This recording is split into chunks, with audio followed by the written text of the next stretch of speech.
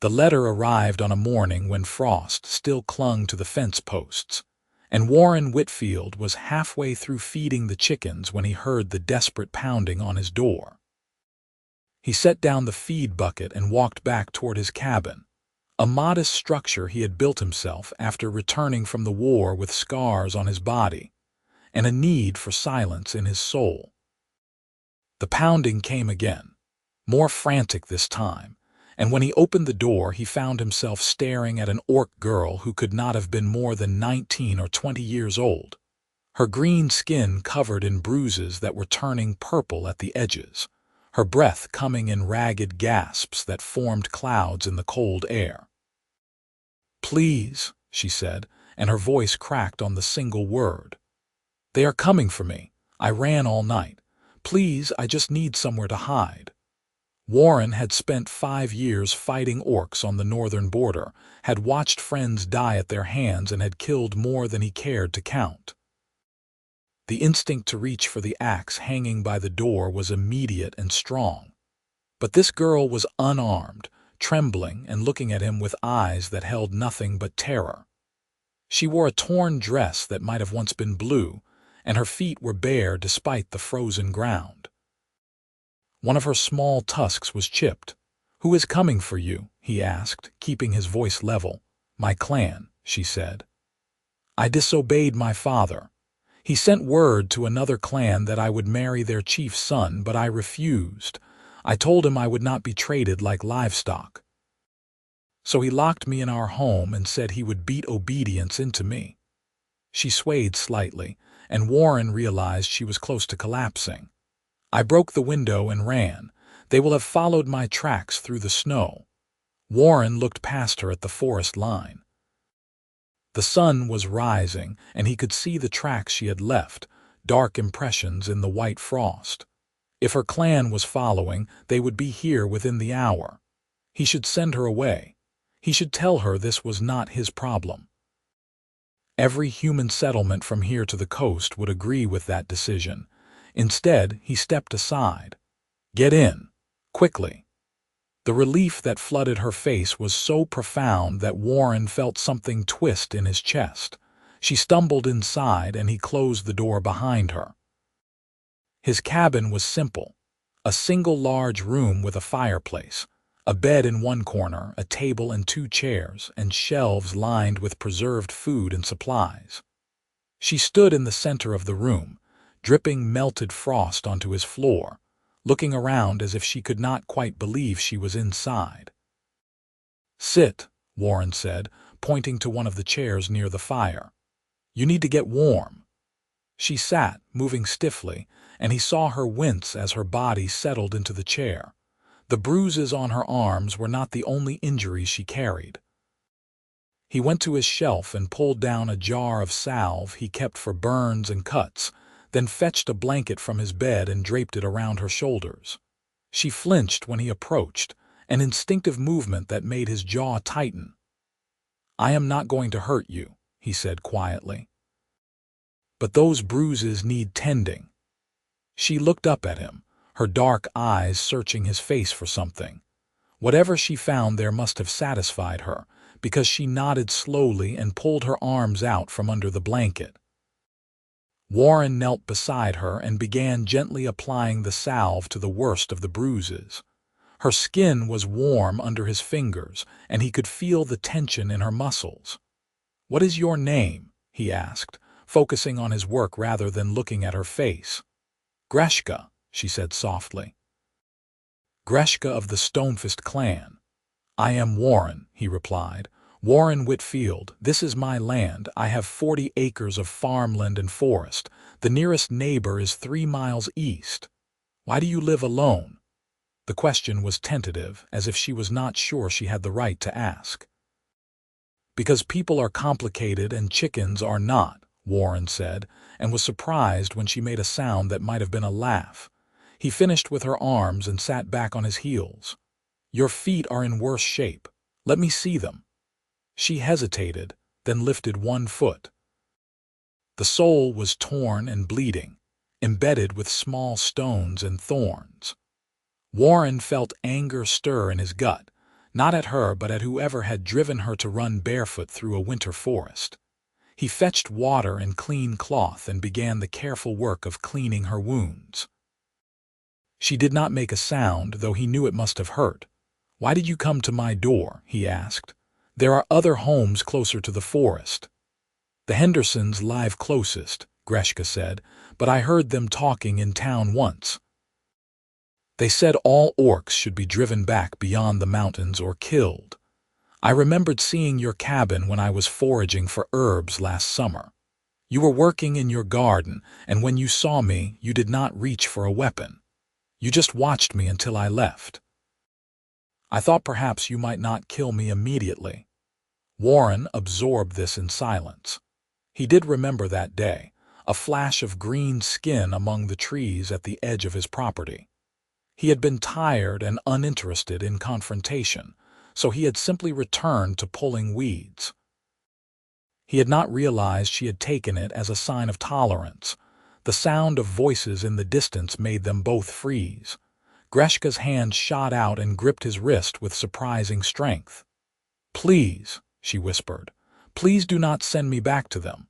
Warren stood and moved to the window. Through the trees he could see movement, at least 5 figures making their way toward his cabin. They were following Greshka's tracks exactly. He turned back to her and saw the naked fear on her face, saw the way she had shrunk in on herself as if trying to become smaller. He had a choice to make, and he had perhaps 2 minutes to make it. Every practical part of his mind said to open the door and hand her over. He had worked hard to build a life of peace here, away from conflict and war. Harboring a runaway orc girl would bring nothing but trouble. The Stonefist clan might burn his cabin. His human neighbors might turn against him. He could lose everything he had built. But he looked at Greshka, at this girl who had run through the night with torn feet and bruises covering her body, who had gambled everything on the faint hope that a human stranger might show her mercy, and he found he could not do it. "The root cellar," he said quickly. "Under the rug by the bed. Get down there and do not make a sound, no matter what you hear." Hope and disbelief warred on her face. "You are hiding me." "Move," Warren said, his voice sharp with urgency. "Now." She moved, pulling aside the rug and lifting the trapdoor that led to his underground storage. She dropped down into the darkness, and Warren lowered the door and replaced the rug, kicking it into place just as the pounding started on his door. He took a breath, composed his face into an expression of mild annoyance, and opened it. 5 orcs stood on his doorstep. The one in front was massive, easily 6.5 feet tall, with shoulders as broad as an ox. His tusks were large and decorated with copper rings, and his face was set in an expression of barely controlled rage. The others behind him were younger but no less intimidating, all armed with axes and clubs. "Human," the large orc said, his voice like gravel grinding together. "We track our daughter. Her footprints lead to your door. You will give her to us." Warren met his gaze without flinching. "There is no girl here. As you can see, I live alone." The orc's eyes narrowed. "You lie. I am Croth of the Stonefist clan, and I smell my daughter's fear in this place. She is here, and you will surrender her or I will take her by force." "You are welcome to look," Warren said, stepping aside. "But you will find nothing. I woke this morning, fed my animals, and was interrupted by your arrival. I have seen no one." Croth pushed past him, the other orcs following. They tore through his cabin with brutal efficiency, overturning his table, scattering his carefully organized supplies, pulling his bed away from the wall. Warren watched in silence, his arms crossed, his face carefully neutral. One of the younger orcs stomped across the rug that covered the cellar door, and Warren's heart hammered in his chest, but the orc moved on without noticing. After several minutes of searching, Croth turned back to Warren, frustration clear on his face. "Her tracks end at your door." "Perhaps she went around the cabin," Warren suggested. The frost is melting quickly. Tracks would disappear.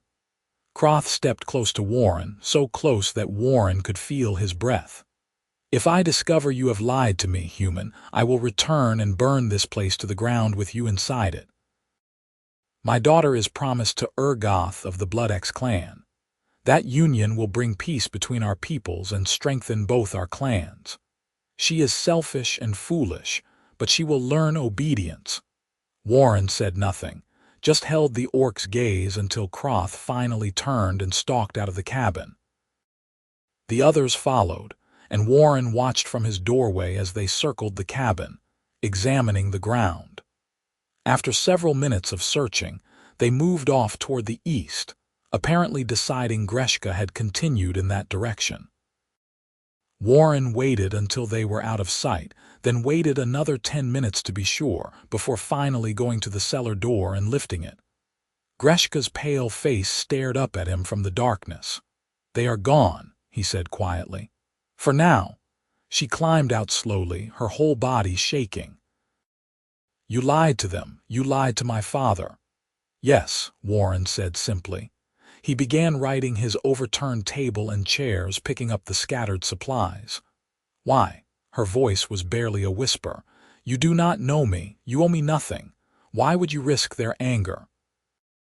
Warren was silent for a moment, organizing his thoughts. "I spent 5 years fighting in the border wars," he said finally. "I killed orcs, a lot of orcs.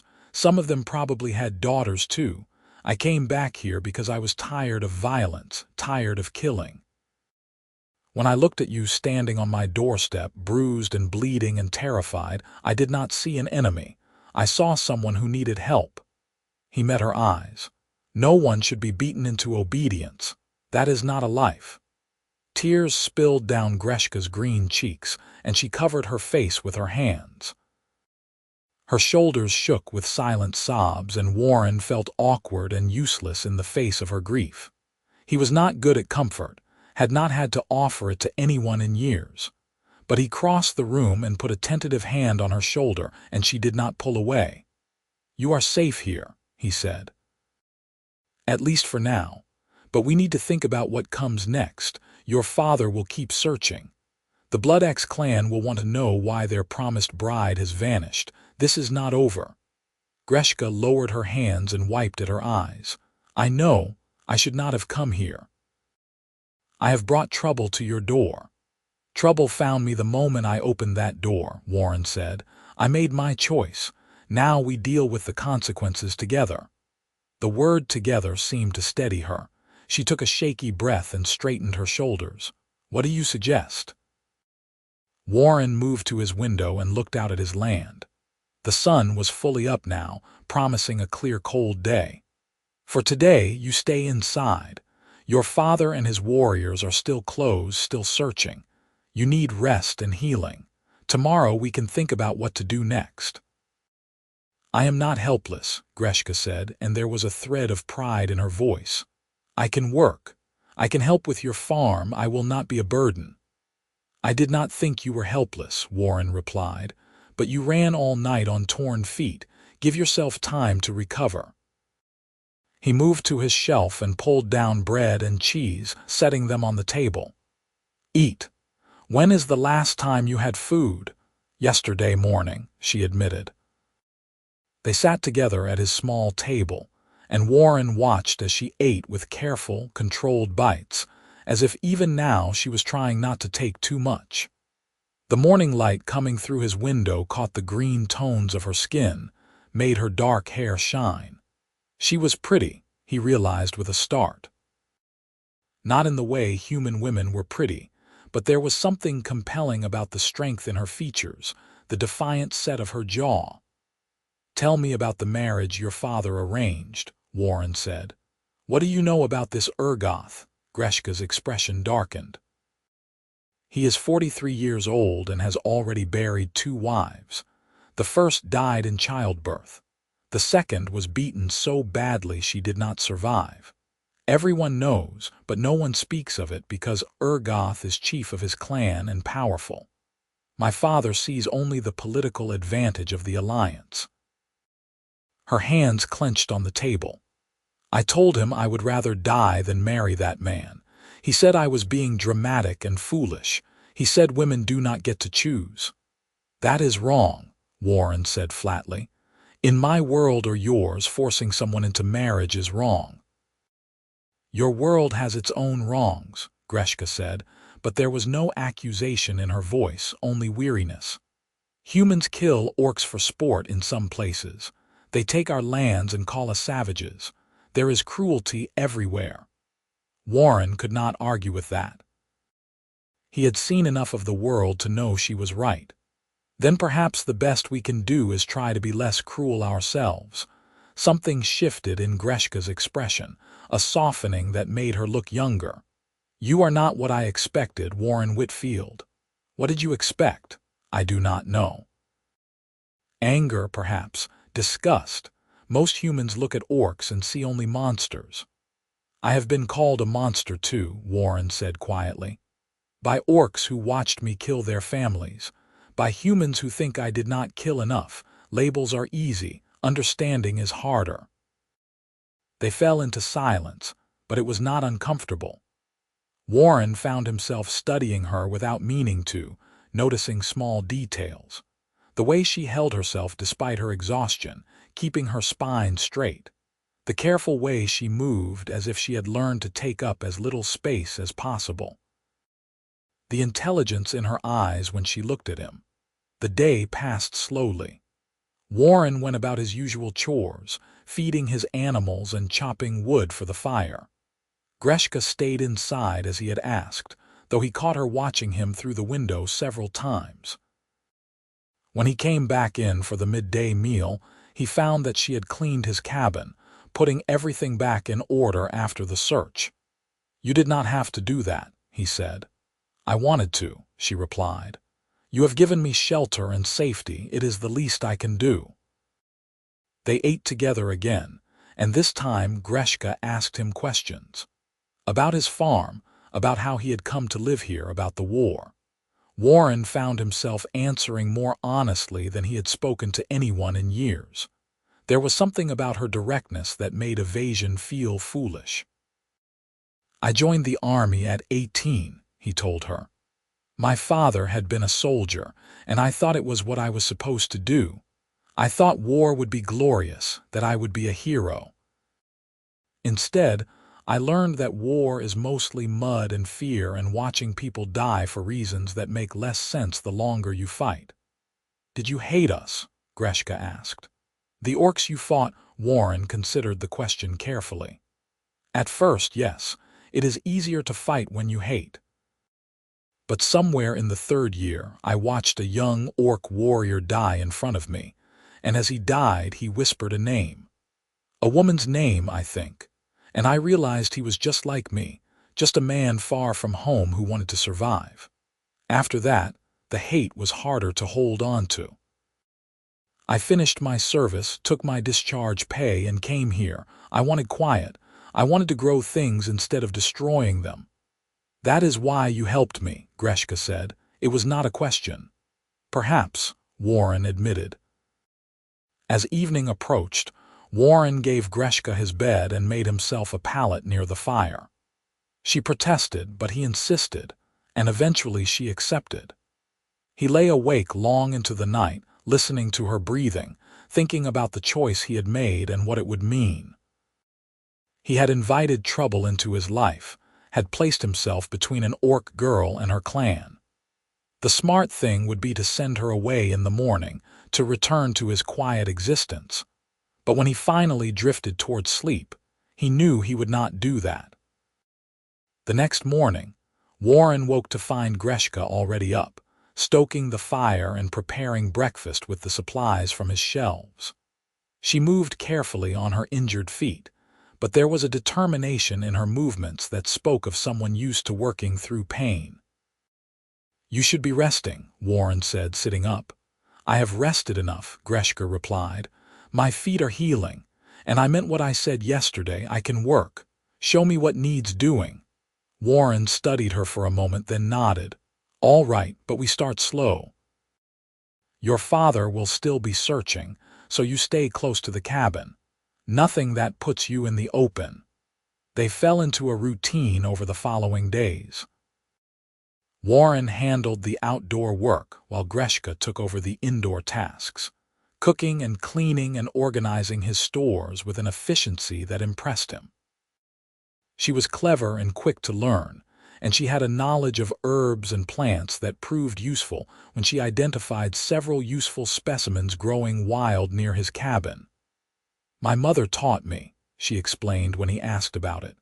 "Before she died, she was a healer for our clan. She said every woman should know how to tend wounds and make medicine, because men are always finding ways to injure themselves." Warren found himself smiling at that.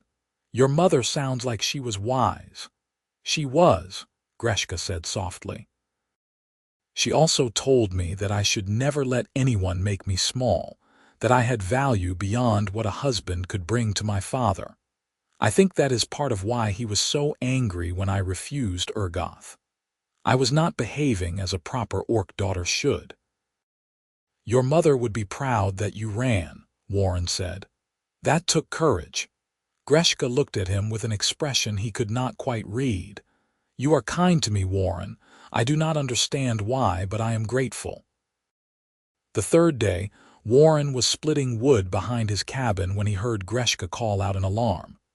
He dropped his axe and ran inside to find her at the window, her face pale. "Riders," she said. "Human riders, coming from the east." Warren moved to the window and saw 3 men on horseback approaching along the road. He recognized them as neighbors from the area, farmers like himself. His stomach tightened. This was the complication he had been expecting. "Get in the cellar," he said quietly. "Same as before." "What if they search?" Greshka asked. "They have no reason to search. We are human neighbors, not orc warriors. It should be fine. But stay quiet, just in case." Greshka disappeared into the cellar and Warren went out to meet the riders. He recognized them as they drew closer. Jacob Henderson, the man whose house was closest to the forest, Martin Reeves, who ran a larger farm 5 miles south, and Peter Sullivan, who worked a plot near the main road. All 3 looked serious. "Warren," Jacob said, dismounting, "we need to talk." "About what?" Warren kept his tone casual. "About the orc girl that ran through here 3 days ago," Martin said. He was a big man, broad-shouldered and blunt-spoken. "Her clan came through asking questions, saying she ran away from an arranged marriage. They searched the area pretty thoroughly. Made some threats." "I heard about that," Warren said carefully. "They stopped at my cabin too, found nothing, of course." Peter leaned forward in his saddle. "See, that is the thing, Warren. Jacob's boy was out hunting near your land yesterday. Said he saw a female figure through your window. Green skin." Warren felt his pulse quicken, but he kept his expression neutral. "Your boy was mistaken. There is no one here but me." "You mind if we take a look?" Jacob asked. His hand rested on the knife at his belt. "Just to be sure." "I do mind, actually," Warren said, his voice hardening. "This is my land. You have no right to search it." "We have every right if you are harboring a fugitive orc," Martin said. "You know what could happen if her clan thinks we are protecting her. They could attack the whole area. You are putting all of us at risk." "There is no one here," Warren repeated. "Tell Jacob's boy his eyes played tricks on him." The 3 men exchanged glances. Jacob sighed and stepped closer to Warren. "Look, we fought together in the war, you and I. We both served in the northern campaigns, so I am going to be straight with you. If you are hiding that girl, you need to turn her over. This is not about being cruel. It is about keeping our people safe." "Safe from what?" Warren asked. "A 19-year-old girl who does not want to be forced into marriage with a man who beats his wives to death." The silence that followed was heavy. Martin's eyes narrowed. "So you do have her." Warren cursed himself internally. He had said too much. "I did not say that." "You did not have to," Peter said. "Warren, be reasonable. She is not your responsibility." Her people have customs we might not agree with, but they are her people. This is not our fight." "Maybe I am making it my fight," Warren said quietly. Jacob's expression turned to one of disappointment and frustration. "You are going to get yourself killed over an orc girl you do not even know." "For what? Some misguided sense of honor, maybe," Warren said.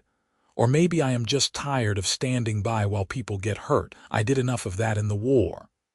"The war is why you should know better," Martin snapped. "Orcs are not like us.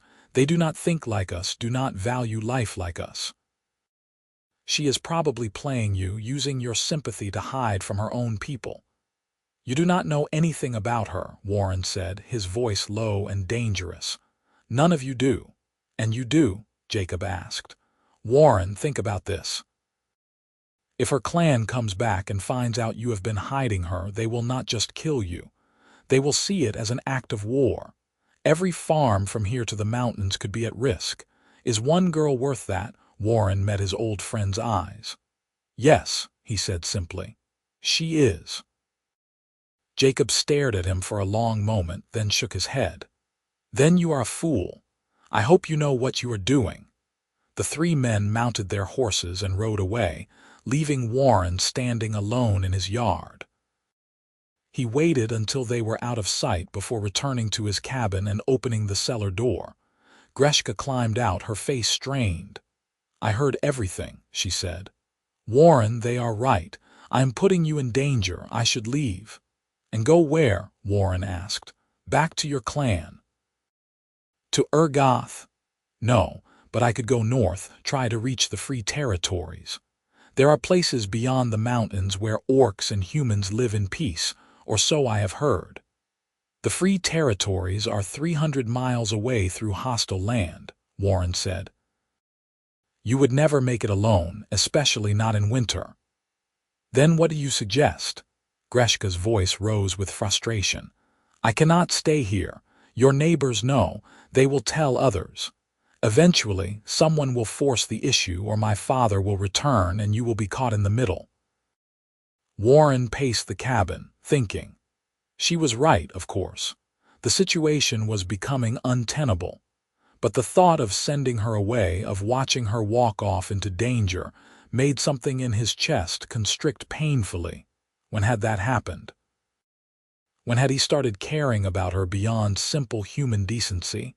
"We have time," he said finally. "Winter is coming in hard.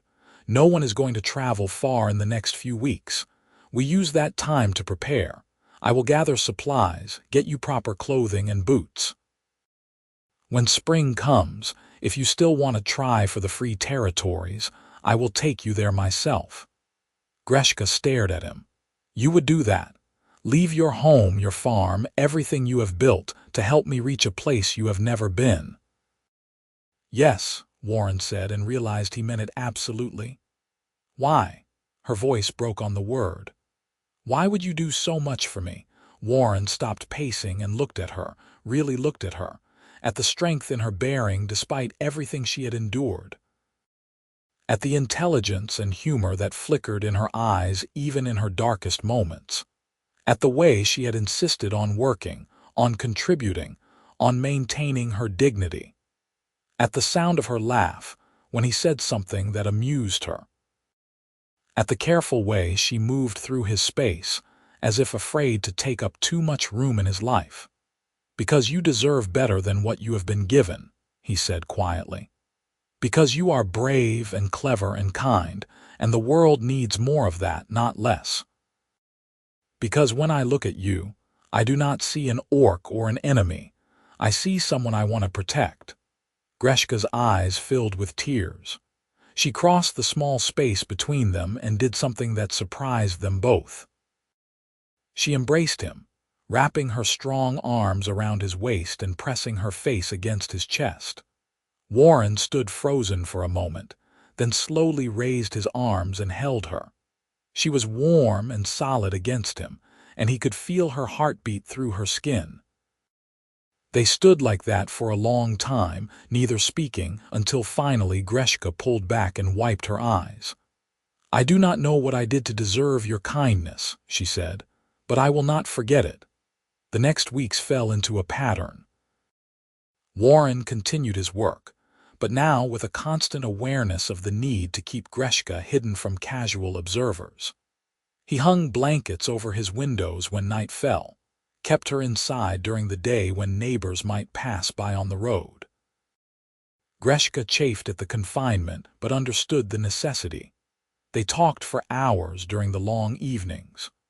Warren learned about orc culture, about the complicated system of clans and alliances that governed their society.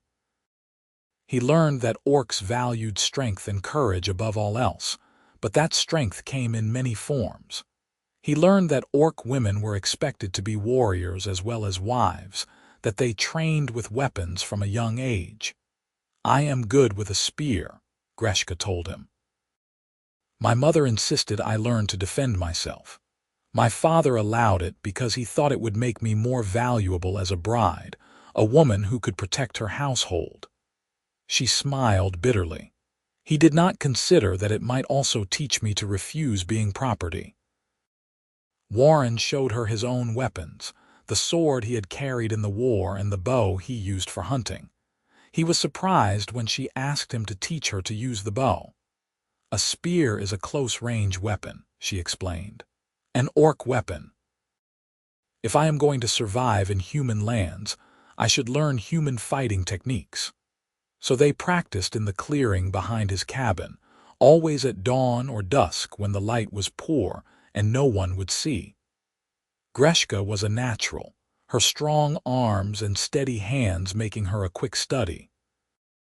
Warren found himself impressed by her focus and determination. "You would have made a good soldier," he told her after she hit 3 targets in a row.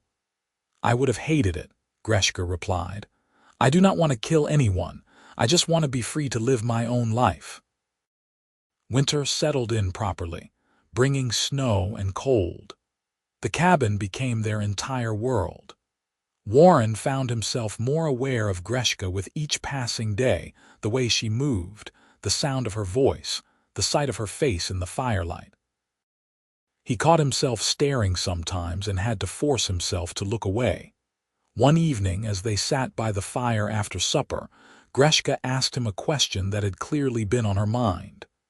"Have you ever been married, Warren?" He shook his head. "I have never even been in love. The war took the years when I might have courted someone, and afterward I came here wanting solitude. I convinced myself I was content alone." "And now?" Greshka asked softly. Warren met her eyes across the firelight. "Now I am not so sure." The air between them felt charged, heavy with unspoken things. Greshka looked down at her hands, clasped in her lap. "In my clan, there is a saying. The heart knows no species. It is used as a warning, a reminder of what happens when orcs and humans try to build something together. There are stories of such couples in our history. They always end in tragedy." "Do you believe that?" Warren asked. "That it must always end badly?" "I do not know what I believe anymore," Greshka admitted. "Everything I was taught is in question now. I was told humans were cruel and untrustworthy, that they saw us as monsters, but you have been nothing but kind. I was told a woman's value came from the husband she married and the sons she bore, but you treat me as if I have value simply for being myself." "You do," Warren said firmly. "You have enormous value, Greshka. Your intelligence, your courage, your kindness, those things are not dependent on anyone else." Greshka looked at him with an expression that made his breath catch. "You see me as no one else ever has. Not my father, not my clan. You see me and you do not look away." Warren stood and moved to sit beside her. "How could I look away?" Greshka reached out tentatively and touched his face, her green fingers tracing the line of his jaw. "This is foolish," she whispered. "We are from different worlds. Even if we survive this winter, even if we reach the free territories, what future could we possibly have?" "I do not know," Warren admitted. "But I know that I have not felt this way about anyone before. I know that every morning I wake up grateful that you are still here. I know that the thought of you leaving feels like having something vital torn away. Warren, she breathed, and then she was kissing him, her lips warm against his. He wrapped his arms around her and pulled her close, and for a moment the whole complicated world fell away. There was only the two of them, the fire and this feeling that had been building between them for weeks. When they finally pulled apart, Greshka rested her forehead against his. "This changes everything," she said. "I know," Warren replied. "Is that all right?" "Yes," she said and smiled. "It is more than all right." They spent that night together, and Warren discovered that all his assumptions about what intimacy could be were narrow and incomplete. Greshka was passionate and tender by turns, unashamed of her desire, and he found himself matching her intensity. Afterward they lay tangled together in his bed, her green skin striking against his sheets, her head on his chest. "What happens now?" Greshka asked quietly. "Now we figure it out together," Warren said, running his fingers through her dark hair. "When spring comes, we head north. We find a place where no one cares that you are an orc and I am human. We build a life." "You make it sound simple," Greshka said. "It will not be simple," Warren admitted, "but it will be worth it." The winter passed with agonizing slowness and impossible speed at the same time. Warren and Greshka settled into a life that felt domestic and right. They cooked together, worked together, talked and laughed and made love. Warren had never been so happy, and the realization was both wonderful and terrifying. But the outside world would not let them forget it existed. 2 months after Greshka had arrived, Warren went into town for supplies. It was a risk, but his stores were running low and he needed things he could not make or grow himself. He kept his head down and his business brief, but he could feel eyes on him, hear the whispers that followed him through the general store. Jacob Henderson approached him as he was loading his wagon. "Warren, I have not seen you in a while." "Been busy," Warren said shortly. "People are talking," Jacob said quietly. "Saying you have an orc living with you, saying you are protecting her from her clan." "People should mind their own business," Warren replied. "It becomes everyone's business when it threatens the whole area," Jacob said. "Look, I am trying to help you. There is a group forming, men who want to come out to your place and remove her by force. They see you as compromised, as a traitor to your own kind." Warren's blood ran cold. "When?" "I do not know. Soon. Martin is stirring people up, telling them you have chosen an orc over your own people. You need to make a choice, Warren. Send her away, or there is going to be violence." Warren finished loading his wagon in silence, then turned to Jacob. "Thank you for the warning, but my choice is already made." He drove home quickly, his mind racing. When he arrived, he found Greshka working in the garden they had started preparing for spring planting. She looked up at his approach and immediately read the tension in his posture. "What happened?" she asked. Warren told her everything. Greshka listened in silence, her face growing paler with each word. When he finished, she stood and brushed the dirt from her hands. "I will leave tonight," she said. "I will not let you be hurt because of me." "No," Warren said firmly. "We are not doing this again. If you leave, I am coming with you. We go together or not at all." "But your farm, your life, means nothing without you in it," Warren interrupted. "I chose you, Greshka. I chose this, and I am not letting a group of frightened men make that choice for me." Greshka looked at him with eyes full of pain and love. "Then what do we do?" Warren thought for a moment. "We prepare. If they are coming, we will be ready. And if we need to run, we run towards something, not just away. We start for the free territories immediately." They spent the rest of the day gathering supplies, packing everything essential into bags they could carry. Warren checked his weapons, making sure his sword was sharp and his bow was strung properly. Greshka did the same with the spear Warren had made for her based on her descriptions of the orc weapons she had trained with. As night fell, they sat together in the cabin, tense and listening for any sound of approach. Warren had his arm around Greshka, holding her close. "I am sorry," she said quietly. "I am sorry I brought this into your life." "I am not," Warren replied. "I was living, but I was not alive, not really. You changed that. Whatever happens next, I would not trade these months for anything." The attack came just before dawn. Warren woke to the sound of horses and voices, torches casting flickering light through his windows. He and Greshka were dressed and armed within seconds. "Warren Whitfield," a voice called from outside.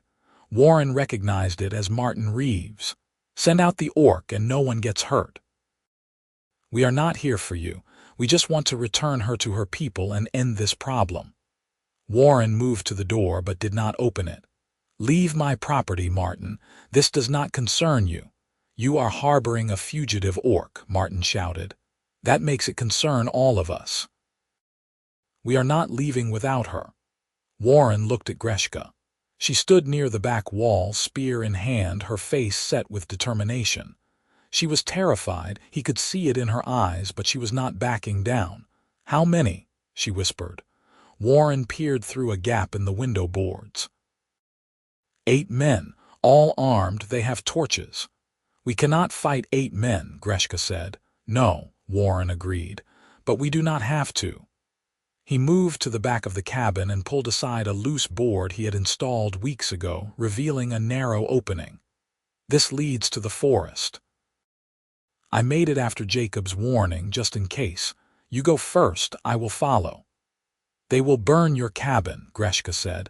"It is just wood and nails," Warren replied. "You are irreplaceable, now go." Greshka hesitated only a moment before slipping through the opening.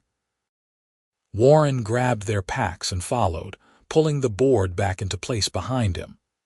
They moved quickly through the pre-dawn darkness, heading for the tree line. Behind them, Warren heard shouting, then the crash of his door being broken down.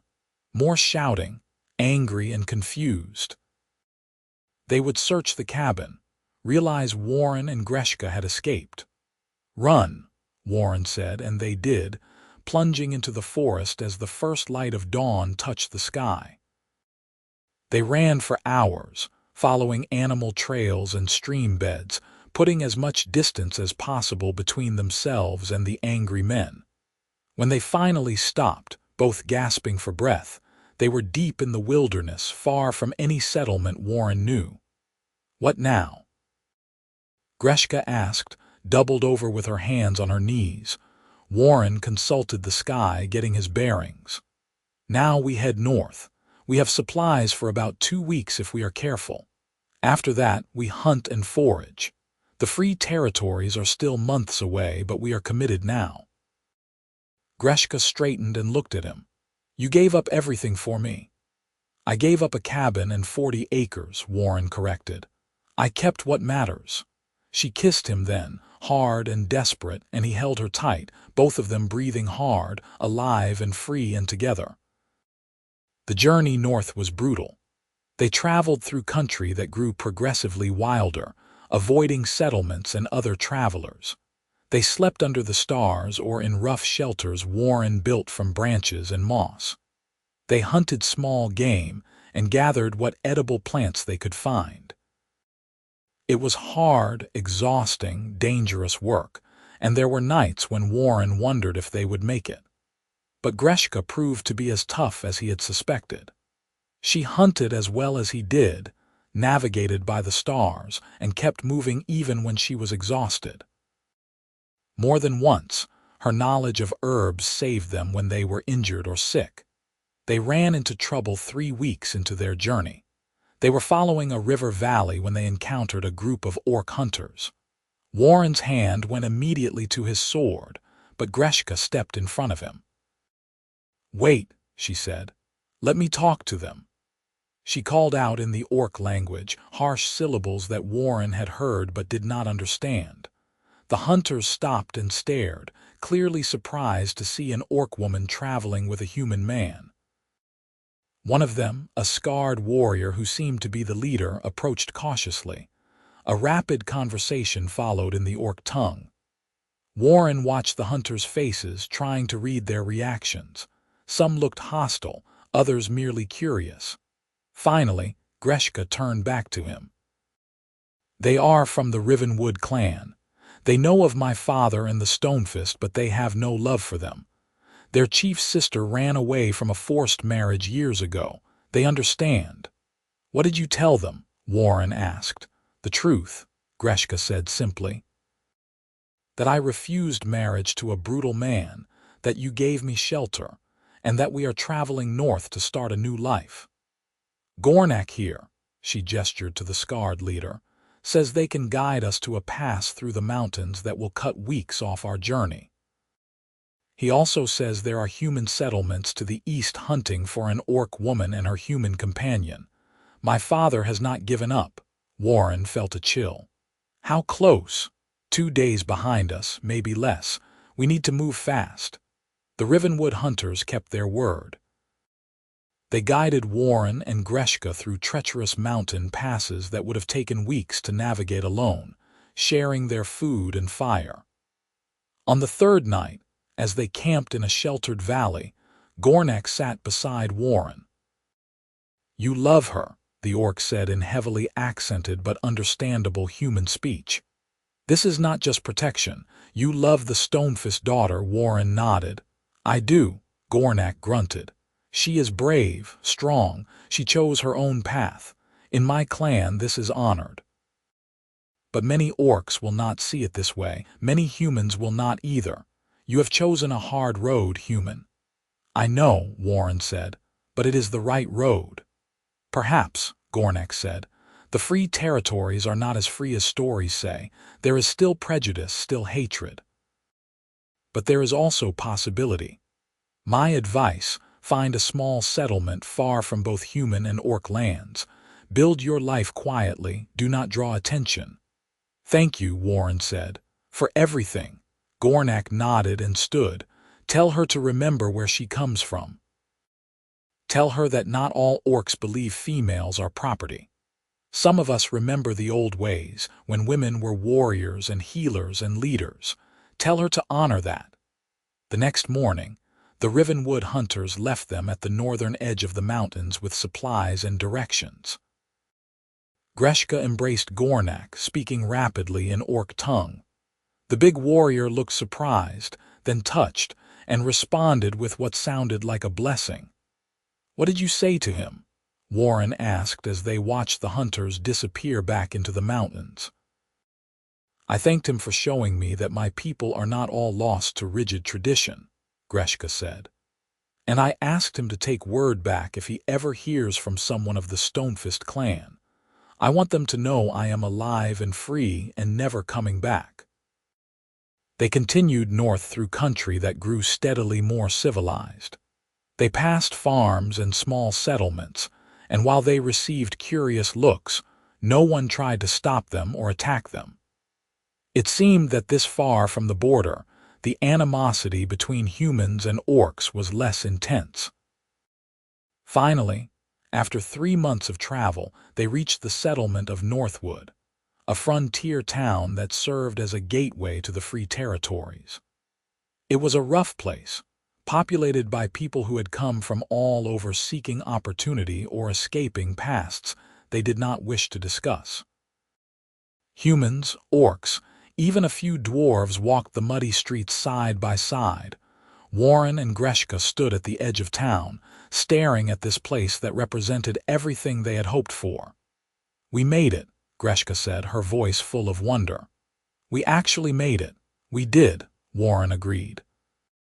He took her hand, twining his fingers with hers. "Now we find a place. We build a home." They spent several days in Northwood, getting the lay of the land and gathering information. They learned that there were homesteads available further north, land that could be claimed by anyone willing to work it. They also learned that while prejudice still existed, it was muted here. tempered by the practical need for cooperation on a harsh frontier. Using the last of Warren's money, they purchased tools and seeds, a horse and wagon, and enough supplies to establish a farm. Then they headed north again, into wild country that had barely been mapped.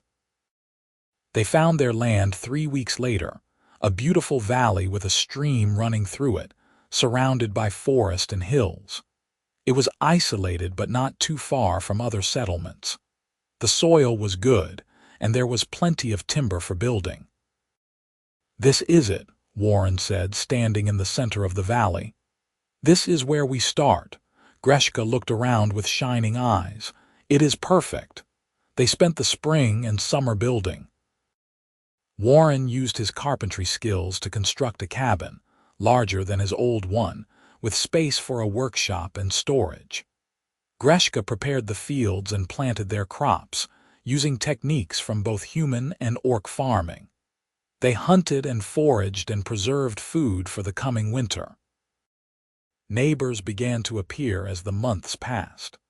A human family settling 2 miles west, an orc couple with 3 children 5 miles east, a mixed group establishing a cooperative farm to the south. Everyone was too busy surviving to worry much about who was what species. One day in late summer, Warren was repairing the cabin's roof when he saw a rider approaching. His hand went instinctively to the knife at his belt, but Greshka, working in the garden, called out that it was friendly. The rider was a human woman in her 40s, weather-worn and carrying herself with the confidence of someone used to authority. She dismounted and introduced herself as Sarah Fletcher, the closest thing the area had to a law-keeper. "Warren Whitfield and Greshka," Sarah said, looking between them. "I have heard about you too. The human soldier and the orc runaway who traveled 300 miles to get away from people who wanted to control their lives." Warren tensed. "Is that a problem?" Sarah laughed. "Out here? Hell no. That story makes you heroes to about half the settlers in this territory. I am here because I got word that some people from the south are asking questions. Orc warriors and human bounty hunters working together, looking for a woman matching Greshka's description. Thought you should know." Warren felt Greshka's hand slip into his. "How close?" he asked. "Still a week away, maybe more, but they are persistent. Someone wants her back badly." "My father," Greshka said quietly, "and Urgoth. The marriage was supposed to bring an alliance between 2 clans. My disappearance embarrassed both of them. They will not stop." Sarah nodded grimly. "Figured it was something like that. Look, officially, I cannot get involved in clan business or disputes from outside the territory, but unofficially." She pulled a folded paper from her saddlebag. "This is a settlement claim, registered and legal. It says this land belongs to Warren Whitfield and his wife Greshka Whitfield, joint owners. You file this with the territorial office. You are protected by our laws. Any attempt to remove either of you by force would be kidnapping, and that I can get involved in." Warren stared at the paper. "Wife, the marriage would have to be real," Sarah said. "We have a magistrate in Northwood who can perform the ceremony. But once you are married settlers, you have protections. The territory does not give up its people easily." Greshka looked at Warren, her expression unreadable. "We do not have to do this if you do not want to. I will not trap you with a forced marriage after running away from one myself." Warren turned to face her fully, taking both her hands in his. "Greshka, I have been trying to figure out how to ask you to marry me for the last month. I just wanted to wait until we had a proper home, until I could offer you something worthy of you. This is not how I imagined proposing, but the answer is yes. 1,000 times yes. Will you marry me?" Tears spilled down Greshka's green cheeks. "Yes," she whispered. "Yes, I will marry you," Sarah grinned. "Well, that makes things easier. Get your things. We ride to Northwood tomorrow." They were married 3 days later in a simple ceremony in Northwood's small civic building. Sarah stood as witness along with several of the settlers they had met. Warren had no ring to offer, but Greshka did not care. She spoke her vows in a clear, strong voice, promising to love and honor him for all her days, and Warren did the same, feeling the weight and rightness of the words. When the magistrate pronounced them husband and wife, Warren kissed his bride and Greshka kissed him back, and a few of the witnesses cheered. They filed the claim paperwork immediately after, making their marriage and their land ownership official and legal. Sarah promised to send word south that any attempt to interfere with the Whitfield settlement would be met with territorial law enforcement. "Will that be enough?" Warren asked. "It should be," Sarah said. "Most people, even angry fathers and jilted chiefs, think twice before crossing into free territory and breaking our laws. The penalties are severe, but stay alert at least for a while." They returned to their valley as husband and wife, and Warren felt something settle in his chest, a sense of rightness and completion he had not known he was missing. That night, they made love in their own home on their own land, and afterward, Greshka lay in his arms and spoke softly. "I never imagined I could be this happy," she said. "When I ran from my father's house, I thought I was running toward freedom, but I did not know what freedom would feel like. This is more than I dreamed possible." "We built it together," Warren replied, kissing her forehead. "And we will keep building it day by day." The week Sarah had mentioned passed, then 2, then a month. No orc warriors or bounty hunters appeared. The harvest came, and Warren and Greshka worked side by side to bring in their crops. They were successful beyond their hopes, the rich soil producing abundantly. As autumn painted the trees gold and red, they received a visitor. Warren was splitting wood when he saw an orc walking up the path to their cabin. His hand went to his axe, but something in the visitor's bearing made him pause. The orc was old, his green skin weathered and scarred, his tusks long and decorated with silver bands. Greshka emerged from the cabin and stopped dead. "Elder Thraka," she breathed. The old orc inclined his head. "Greshka, daughter of Croth, you have led us on quite a chase. If you have come to take me back," Greshka began, but Thraka raised a hand. "I have come to deliver a message," he said. "May I sit? The journey was long and my bones are not what they were." They invited him inside, and Warren served bread and stew, watching the old orc carefully. Thraka ate slowly, then spoke. "Your father hired hunters to track you, offered a large reward for your return. Urgoth of the Bloodaxe matched it, eager to reclaim his lost bride. They followed your trail north but lost it in the mountains. They would have continued, but I persuaded them otherwise." "Why?" Greshka asked. "Because I knew your mother," Thraka said simply. "Shara was my niece, and when she died I swore I would watch over you. Your father is a proud, stubborn man, and he let that pride blind him to what he was doing to you. When you disappeared, I was secretly glad. You have her spirit, her fire. It should not be crushed to serve a political alliance." "What did you tell my father?" Greshka asked. "That you had crossed into free territory, that you had married and claimed land under their laws, that any attempt to retrieve you would result in his arrest and possible war with the territory, that the alliance with the Bloodaxe was not worth the blood it would cost." Thraka smiled slightly.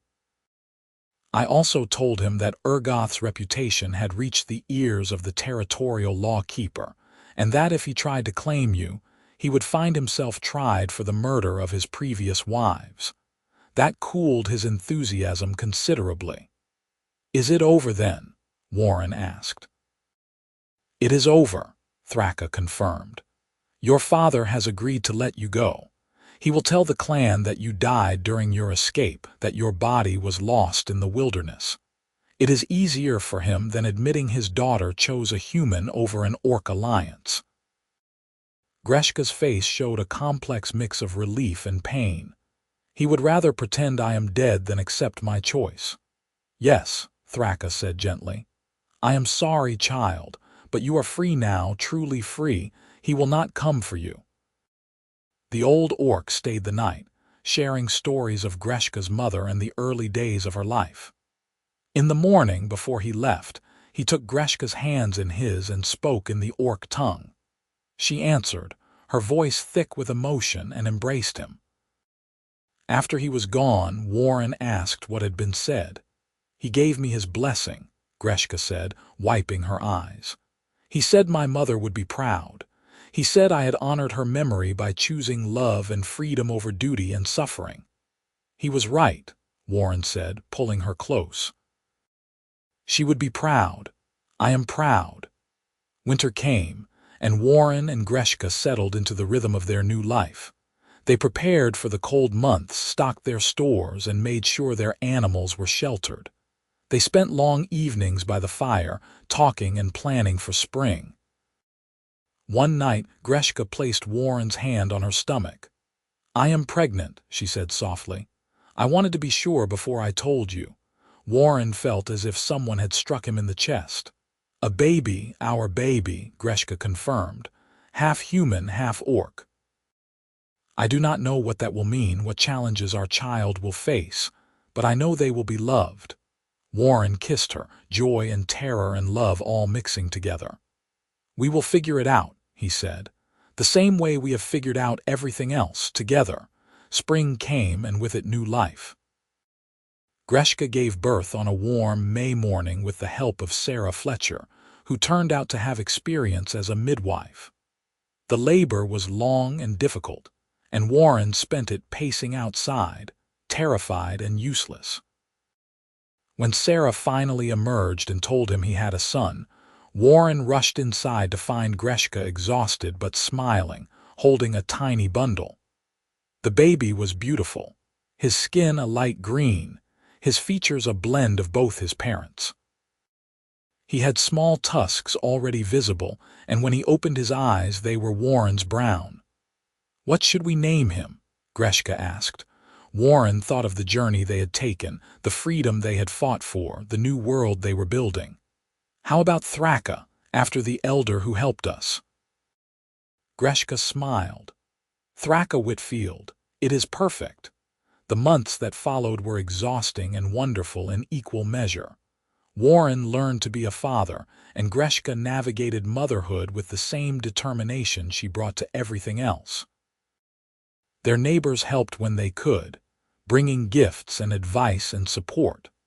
Little Thraka grew strong and healthy, a rambunctious child who showed early signs of being as stubborn as both his parents. Warren built him a cradle from oak, and Greshka sewed him clothes and sang him songs from her childhood. One evening, when Thraka was about 6 months old, Warren stood outside their cabin watching the sunset. Greshka came to stand beside him, their son asleep in her arms. You ever regret it? She asked quietly. Giving up your old life, everything you built before. Warren thought about his old cabin, his 40 acres, the quiet life he had lived before Greshka knocked on his door. Then he looked at his wife, at his son, at the home they had built together in this wild northern valley.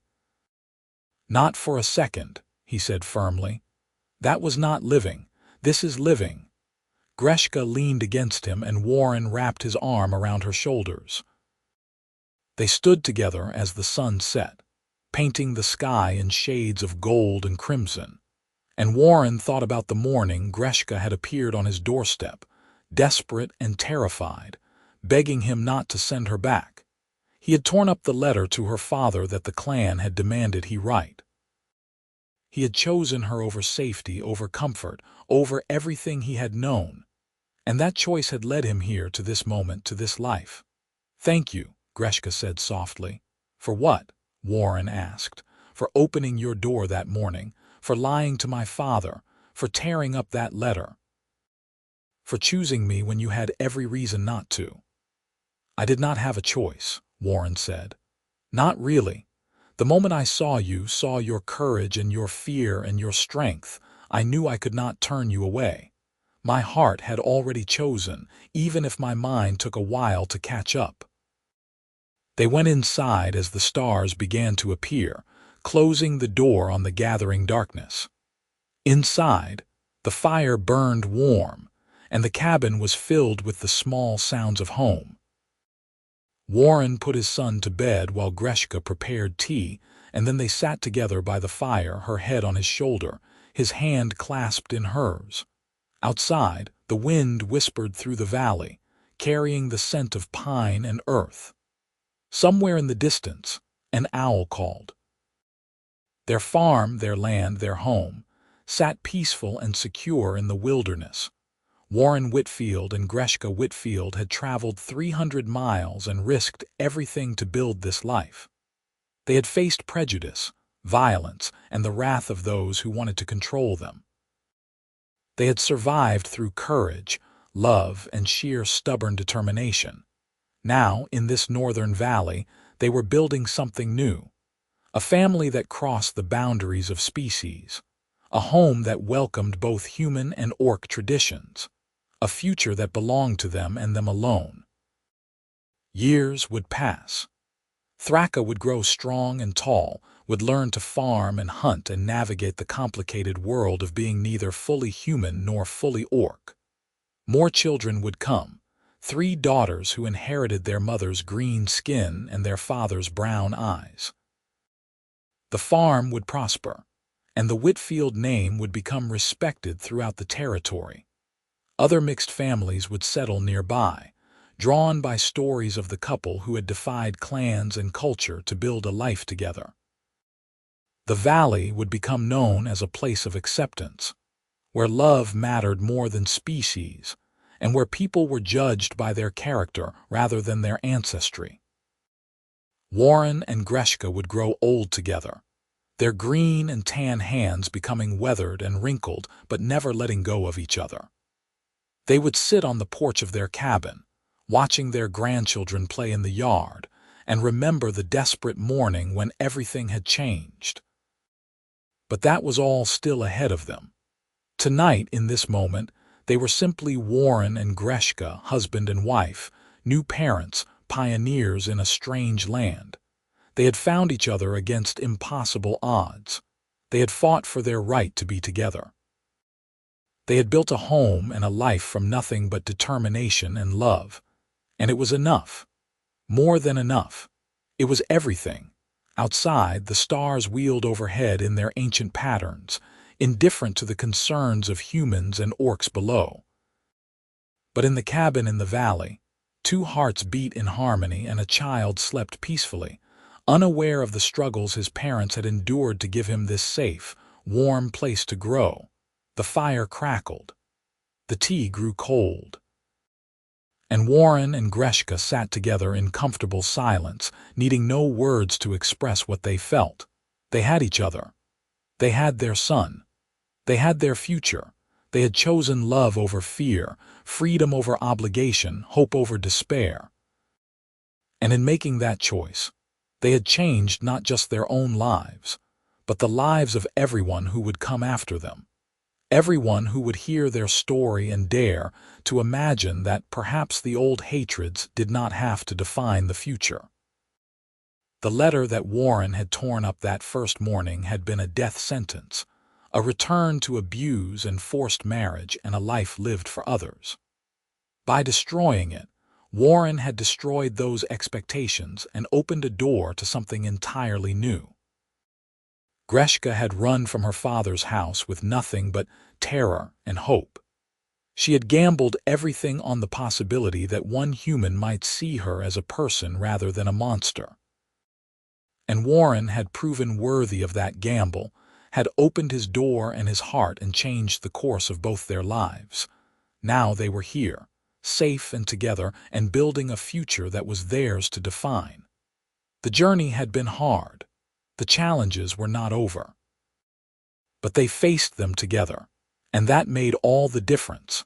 As the fire burned down to embers and exhaustion began to claim them, Warren and Greshka made their way to bed. They checked on their sleeping son one last time, marveling as new parents always do at the miracle of his existence. Then they climbed into bed together, and Greshka curled against Warren's side, her head on his chest, her ear over his heart. "I love you," she whispered into the darkness. "I love you too," Warren replied, pressing a kiss to her forehead. "Always and forever." Outside, the wind continued its song through the valley. The stream murmured over its stones. The forest rustled with the movements of nocturnal creatures. The world turned on its axis, indifferent and eternal. But in the cabin, in the bed, in the circle of each other's arms, Warren and Greshka had found something the world could not touch. They had found each other. They had found home. And as sleep claimed them, they knew with absolute certainty that no matter what challenges tomorrow might bring, they would face them together. The desperate girl who had knocked on a stranger's door, begging not to be sent back, and the weary soldier who had chosen kindness over practicality, had become something neither could have been alone. They had become whole. They had become a family. They had become each other's forever. The story that had begun with a desperate plea and a torn letter had found its ending, not in tragedy as the old tales warned, but in hope, in love, in the stubborn insistence that the world could be better than it was. And in that small cabin in that northern valley, surrounded by wilderness and possibility, Warren and Greshka Whitfield slept peacefully, their future bright, their love unshakable, their story complete. The morning would bring new challenges, new joys, new moments to navigate together. But for now, there was only this: the steady rhythm of breathing, the warmth of shared body heat, the profound peace of knowing they were exactly where they belonged, together, always together, forever and always together.